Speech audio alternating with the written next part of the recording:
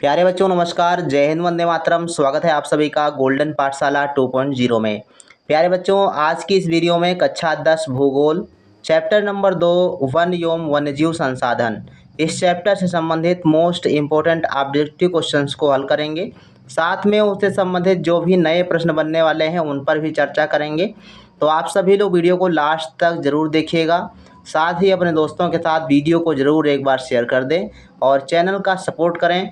आइए शुरू करते हैं वीडियो को। तो पहला प्रश्न बच्चों आपकी स्क्रीन पर दिया गया है। अगर आपने चैप्टर को अच्छे से पढ़ लिया है तो सारे प्रश्न आप कर लेंगे, ये मेरी गारंटी है। और इस वीडियो को देखने के बाद इस चैप्टर से संबंधित ऑब्जेक्टिव क्वेश्चन आपके नहीं फंसेंगे। तो पहला प्रश्न कहता है कि चिपको आंदोलन किससे संबंधित है। ऑप्शन ए है मृदा अपरदन रोकने से, दूसरा ऑप्शन है वनों की कटाई रोकने से, तीसरा ऑप्शन है बहुउद्देशीय परियोजनाओं से और डी ऑप्शन है कृषि उत्पादन बढ़ाने से। तो कौन सा ऑप्शन सही होगा। चिपको आंदोलन, चिपको आंदोलन के प्रणेता थे सुंदरलाल बहुगुणा और ये उत्तराखंड राज्य में चलाया गया था। तो इसका बच्चों सही ऑप्शन हो जाएगा वनों की कटाई रोकने से संबंधित था Chipko Andolan. Right answer B option. Question number 2 है बांधवगढ़ राष्ट्रीय उद्यान किस राज्य में स्थित है। मध्य प्रदेश, असम, महाराष्ट्र, उत्तर प्रदेश। बांधवगढ़ राष्ट्रीय उद्यान बच्चों मध्य प्रदेश में स्थित है। ए ऑप्शन आपका सही जवाब हो जाएगा। क्वेश्चन नंबर 3 कहता है कि भारत में वनस्पतियों की कितनी प्रजातियां पाई जाती हैं। तो वनस्पतियों की प्रजातियां भारत में कितनी पाई जाती हैं ये आपसे पूछ रहा है। ऑप्शन नंबर ए है 81,000, option number B 47,000, option number C 15,000 या ऑप्शन नंबर डी है 41,000। तो कितने हजार प्रजातियां भारत में पाई जाती हैं। तो राइट आंसर हो जाएगा बच्चों 47,000 प्रजातियां पाई जाती हैं। बी ऑप्शन सही है। क्वेश्चन नंबर 4 कहता है कि निम्नलिखित में से सुभेद्य जातियां कौन कौन सी हैं। नीली भेड़, एशियाई हाथी, गंगा नदी की डॉल्फिन, उपरोक्त सभी। तो सुभेद जातियों में ये सभी आती हैं। तो राइट आंसर आपका डी ऑप्शन हो जाएगा। 5 नंबर क्वेश्चन कहता है कि सुंदरवन राष्ट्रीय पार्क किस राज्य में स्थित है। इंपॉर्टेंट प्रश्न है। सुंदरवन राष्ट्रीय उद्यान पश्चिम बंगाल, असम, गुजरात या त्रिपुरा। तो सुंदरवन राष्ट्रीय उद्यान बच्चों है पश्चिम बंगाल। ए ऑप्शन आपका सही जवाब हो जाएगा। क्वेश्चन नंबर 6 कहता है कि सबसे तेज स्तनधारी प्राणी कितने किलोमीटर प्रति घंटे की गति से दौड़ते हैं। 112 किलोमीटर प्रति घंटा, 110 किलोमीटर प्रति घंटा, 111 किलोमीटर प्रति घंटा या 113 किलोमीटर प्रति घंटा। तो इसका बच्चों जो राइट आंसर बन रहा है 112 किलोमीटर प्रति घंटे की रफ्तार से चलते हैं, दौड़ते हैं। तो सबसे ज़्यादा तेज़ दौड़ने वाले जो जंतु हैं उसमें चीता आता है और ये है इसकी जो हाईएस्ट स्पीड होती है 120 किलोमीटर प्रति घंटे तक होती है। तो इसको आप ध्यान रखेंगे और इस क्वेश्चन के अनुसार आपको पहला ऑप्शन लगाना है। 7 नंबर क्वेश्चन कहता है कि 1951 और 1980 के बीच में कितने वर्ग किलोमीटर को वन क्षेत्र कृषि भूमि में परिवर्तित किया गया। अर्थात 1951 से 1980 के बीच में कितने वन क्षेत्र को काट करके कृषि भूमि में परिवर्तित किया गया था। तो इसमें जो सही ऑप्शन होगा वो आप लोग बताइएगा। 26,000 वर्ग किलोमीटर, 26,200 वर्ग किलोमीटर, 26,000 वर्ग किलोमीटर या फिर 26,300 वर्ग किलोमीटर। तो इसमें दो ऑप्शन तो आपके सेम हैं, तो इसमें ऐसा तो हो नहीं सकता है, हो सकता सही हो जाए, लेकिन राइट आंसर जो है बच्चों वो बी ऑप्शन हो जाएगा 26,200 वर्ग किलोमीटर। बी ऑप्शन इसका सही हो जाएगा। 8 नंबर क्वेश्चन कहता है कि सरिस्का वन्य जीव अभ्यारण्य किस राज्य में स्थित है। सरिस्का वन्य जीव अभ्यारण्य राजस्थान, उत्तर प्रदेश, गुजरात, पश्चिम बंगाल। राइट आंसर बच्चों है राजस्थान में है सरिस्का वन्य जीव अभ्यारण्य। क्वेश्चन नंबर 9 है 1952 में नदी घाटी परियोजनाओं के कारण कितने वर्ग किलोमीटर वन क्षेत्रों को साफ करना पड़ा था। नदी घाटी परियोजनाएं बनाने के लिए हमने आपको कई बार डिस्कस किया है कि जब नदी घाटी परियोजनाएं बनाई जाती हैं तो इसके लिए बहुत सारे वनों का विनाश होता है और बहुत सारे वन नष्ट हो जाते हैं। 4,000 वर्ग किलोमीटर पहला ऑप्शन, बी ऑप्शन है 3,000 वर्ग किलोमीटर, 5,000 वर्ग किलोमीटर या फिर 2,000 वर्ग किलोमीटर। तो 9 नंबर का बच्चों राइट आंसर हो जाएगा 5,000 वर्ग किलोमीटर। 10 नंबर क्वेश्चन कहता है कि भारत में जैव उपजातियों की कितने प्रतिशत संख्या पाई जाती है। तो भारत में जैव उपजातियों की कितने प्रतिशत जनसंख्या पाई जाती है, तो ये है बच्चों 8%, यानी पूरे विश्व का 8% प्रजातियां भारत में पाई जाती हैं। 11 नंबर क्वेश्चन कहता है कि दुनिया का सबसे तेज स्तनधारी प्राणी, सबसे तेज दौड़ने वाले स्तनधारी प्राणी कौन से हैं। तो चीता और बिल्ली, ऑप्शन बी सी दिया गया है ए और बी दोनों, डी दिया गया है इनमें से कोई नहीं। तो राइट आंसर बच्चों हो जाएगा ए और बी दोनों। ये दोनों जो है एक ही कैटेगरी में आते हैं, ए और बी दोनों से हो जाएगा सी ऑप्शन। क्वेश्चन नंबर 12 है कि सामान्य जातियों से क्या अभिप्राय है।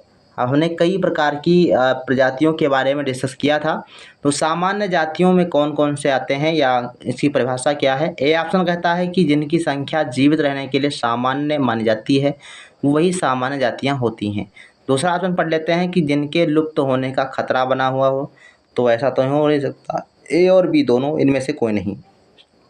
तो बहुत ही आसान आप लोग समझ सकते हैं कि ए ऑप्शन इसका सही होगा।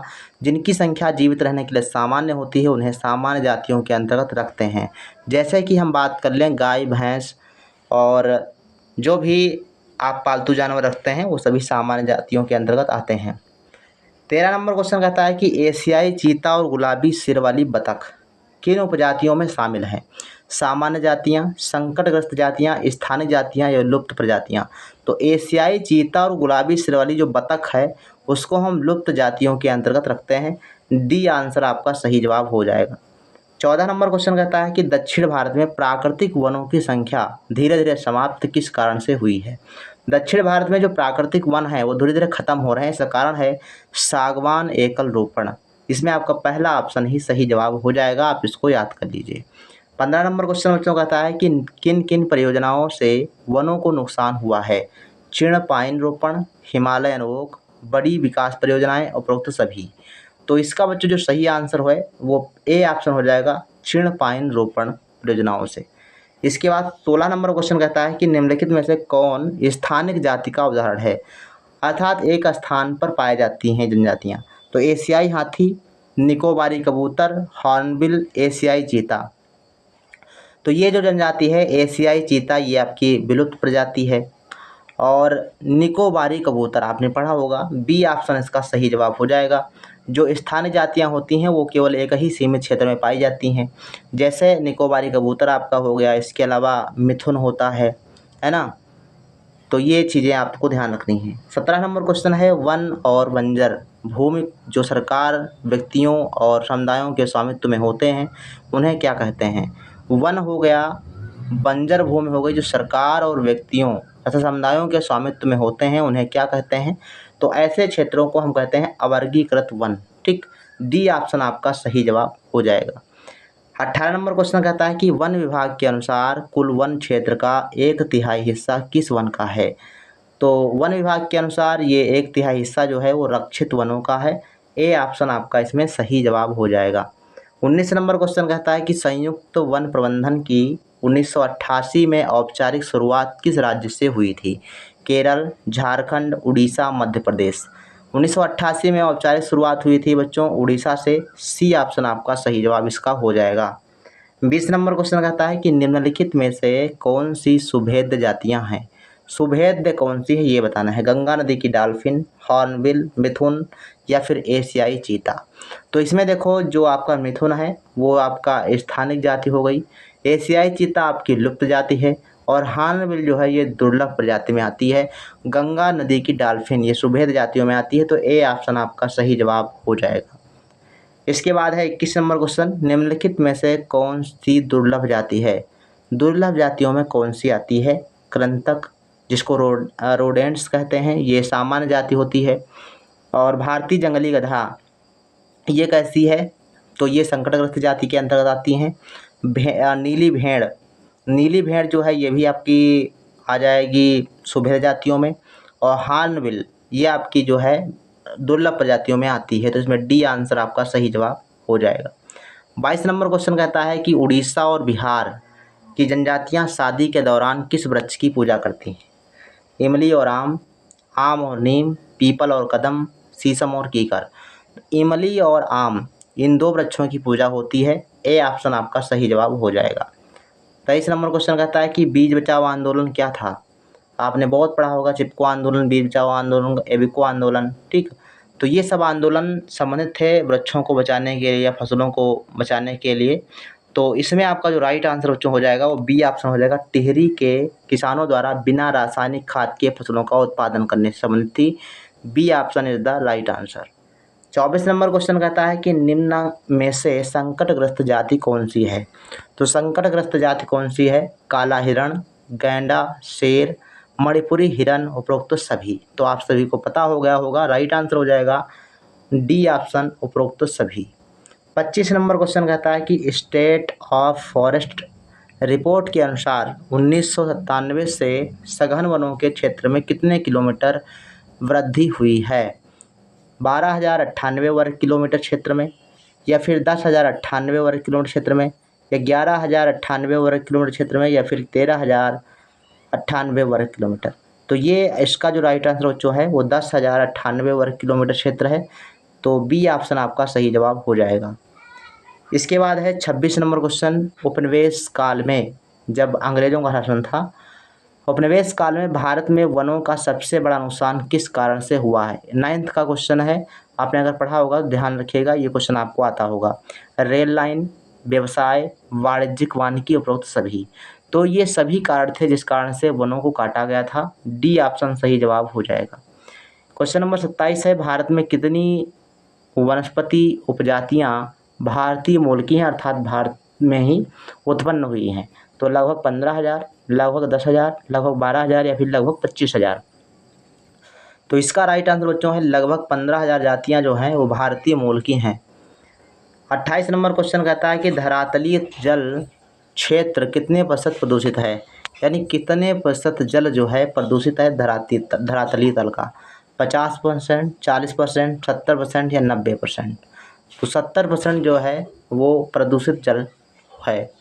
29 नंबर क्वेश्चन कहता है कि निम्नलिखित में से किस राज्य में स्थायी जंगलों के तहत सबसे बड़ा क्षेत्र है।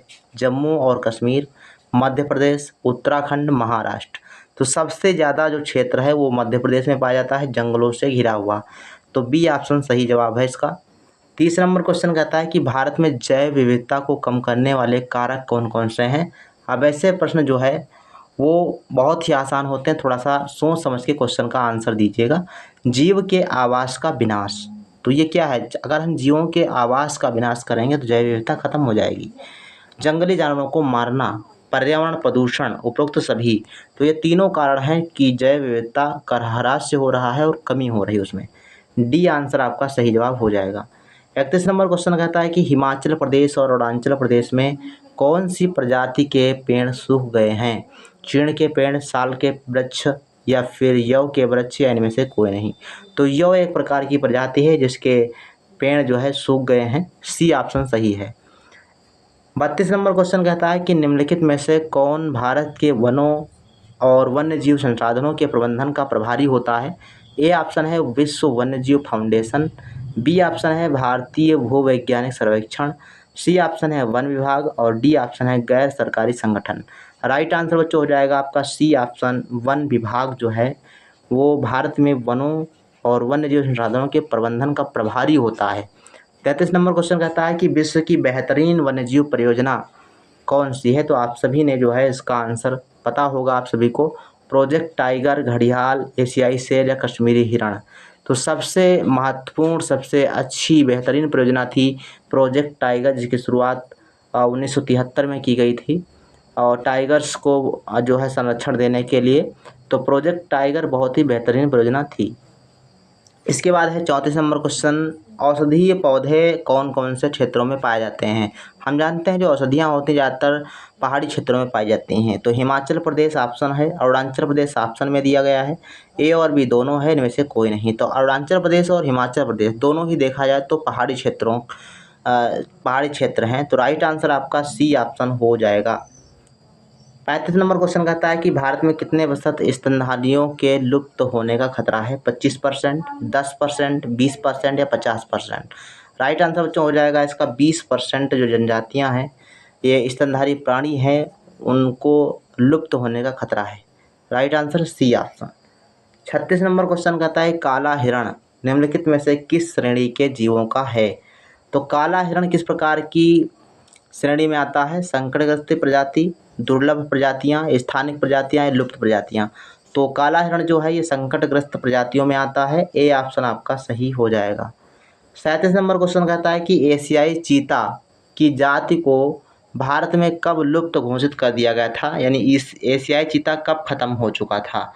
1949, 1940, 2000 या फिर 1952। तो इसे जो है 1952 में लुप्त प्रजाति के रूप में घोषित किया गया था। डी ऑप्शन आपका सही जवाब हो जाएगा। 38 नंबर क्वेश्चन की बात करें तो लिखा है कि दुर्लभ जातियाँ कौन कौन सी होती हैं? इनकी संख्या बहुत कम होती है। बी ऑप्शन है विषम परिस्थितियों के अनुसार परिवर्तन नहीं होता है तो संकटग्रस्त जातियाँ बन जाती हैं। और सी ऑप्शन कहता है कि ए और बी दोनों, इनमें से कोई नहीं। तो दुर्लभ प्रजातियों का मतलब तो यही होता है कि इनकी संख्या बहुत कम होती है और अगर इनकी घटती हुई संख्या के जो विषम परिस्थितियाँ होती हैं अगर उनको ख़त्म ना किया जाए या इसके विरुद्ध कार्य नहीं करेंगे तो हम उनको संकटग्रस्त जातियों की श्रेणी में ला देंगे, अर्थात वो वहाँ तक पहुँच जाएंगे कि किसी रेड डाटा बुक में उनका कलेक्शन कर दिया जाएगा। तो राइट आंसर आपका हो जाएगा बच्चों सी ऑप्शन, ए और बी दोनों। 39 नंबर क्वेश्चन की बात करते हैं तो मैंग्रोव क्षेत्र कितने प्रतिशत लुप्त हो चुके हैं? अब ये मैंग्रोव वन होते हैं क्या है? जो समुद्र किनारे जो वन होते हैं, जो आप देखो जो पश्चिम बंगाल में डेल्टा है, सुंदरवन का डेल्टा, उसमें बहुत सारे वन पाए जाते हैं जिसमें पानी भरा हुआ होता है और वो झाड़ीदार वृक्ष होते हैं, तो उनको हम मैंग्रोव वन कहते हैं। और उन मैंग्रोव वन जो होते हैं वो बहुत हमारे लिए लाभदायक होते हैं क्योंकि वो जो समुद्री लहरों को क्या करते हैं, सीमित करते हैं, उनकी गति को कम करते हैं। तो मैंग्रोव वन जो है एक जैव विविधता का प्रमुख जो है देखा जाए तो क्षेत्र है और इसकी जो लुप्त हो कितने परसेंट लुप्त हो चुका तो कह दें तो 40% आपका राइट आंसर हो जाएगा। C option is the right answer. इसके बाद 40 नंबर क्वेश्चन कहता है कि भारत में लगभग कितने प्रतिशत कितने प्राकृतिक वन समाप्त हो चुके हैं? भारत में लगभग कितने प्राकृतिक वन समाप्त हो चुके हैं? 1/3, 2/3, 3/3, 1/2 से अधिक, यानी आधे से अधिक जो वन हैं प्राकृतिक वन वो खत्म हो चुके हैं, नष्ट हो चुके हैं। राइट आंसर आपका डी ऑप्शन हो जाएगा। 41 नंबर क्वेश्चन कहता है कि पर्यावरण विनाश के मुख्य कारक कौन कौन से हैं? इसमें आप बताइएगा। संसाधनों का असमान बंटवारा, असमान उपयोग, रखरखाव की जिम्मेदारी में असमानता, उपरोक्त सभी। तो राइट आंसर हो जाएगा डी ऑप्शन, उपरोक्त सभी। इसके बाद अगर हम बात करें 42 नंबर क्वेश्चन की, शांत घाटी के मुखली नर्सरी आदिवासी युवतियों द्वारा किस प्रकार के पौधे लगाए जाते हैं? बांस की खेती, बांस के पौधे, धान के पौधे, जौ के पौधे, इनमें से कोई नहीं। तो इसका बच्चों जो राइट आंसर है बांस के पौधे। आप अगर चित्र में देखेंगे तो उसमें बना हुआ है कि शांत घाटी में लोग जो है बांस के पौधे की नर्सरी लगाते हुए दिखाए गए हैं। तो राइट आंसर इसका ए ऑप्शन हो जाएगा। 43 नंबर क्वेश्चन कहता है कि टक्सोल नामक रसायन किस बीमारी के उपचार के लिए प्रयोग में लाया जाता है? Cancer, typhoid, malaria, dengue. Right answer बच्चों इसका हो जाएगा कैंसर। ठीक, तो ये बच्चों रहे आपके 40+ क्वेश्चन जो चैप्टर नंबर 2 से संबंधित थे भूगोल किताब से। आप सभी लोगों को अगर ये वीडियो अच्छा लगा हो तो वीडियो को लाइक करके अवश्य जाएं और वीडियो को कम से कम 2 से 3 ग्रुपों में ज़रूर शेयर कर दें। वैसे तो आप जितने भी ग्रुप आपके पास हैं सभी ग्रुपों में वीडियो को पहुंचा दीजिए और ज़्यादा से ज़्यादा जब बच्चे जुड़ेंगे तो वो जो है उनको भी लाभ होगा और वो अच्छा से अच्छा स्कोर कर पाएंगे। तो आज के इस वीडियो में इतना ही, मिलते हैं नेक्स्ट वीडियो में, तब तक के लिए धन्यवाद। जय हिंद, वंदे मातरम।